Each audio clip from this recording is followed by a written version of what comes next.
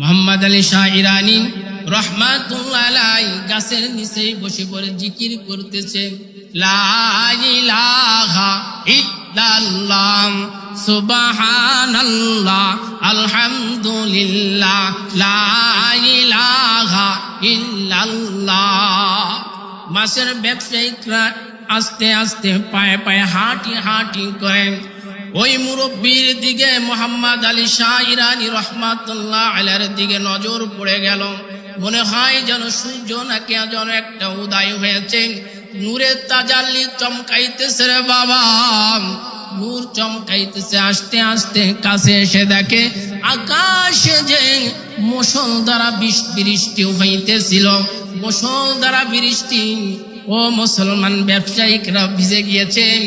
আল্লাহর ওলি মোহাম্মদ আলী শাহ ইরানি রহমাতুল্লাহ আলাইহির গায়ে এক ফোঁটা বৃষ্টি পড়ে না।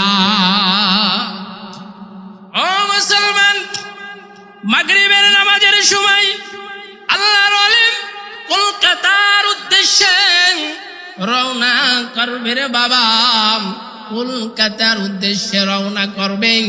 মাগরিবের নামাজের টাইম, মাস্টারের কাছে খবর পাঠিয়ে দিয়েছেন হযরত জি নামাজ শেষ করে কলকাতার উদ্দেশ্যে রওনা করবেন। আল্লাহর ওলি মোহাম্মদ আলী শাহ ইরানি রহমাতুল্লাহ আলাইহি মাগরিবের নামাজের উদ্দেশ্যে মসজিদে প্রবেশ করেছেন। ও দিকে সেই ইংরেজ গার্ডেন যে মাস্টার, একজন হুজুর বলছেন এই ট্রেন থামিয়ে রাখা যাবে না, যত সময় ট্রেন স্টেশন থেকে ছেড়ে আমাদের গন্তব্যের দিকে রওনা করবে।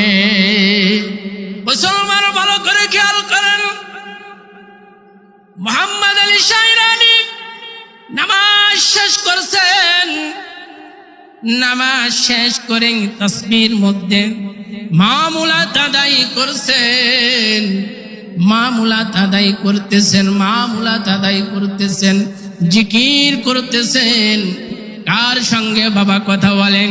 আল্লাহ পাক রব্বুল আলামিনের সঙ্গে মজবুর হয়েছেন।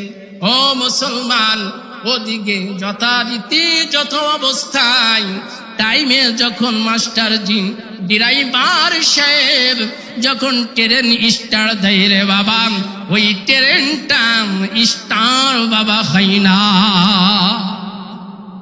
এ বাবা সবাই পেরেশান, মাস্টাররা সহ যে গার্জিয়ানরা রয়েছে সবাই বের হয়ে যাচ্ছে।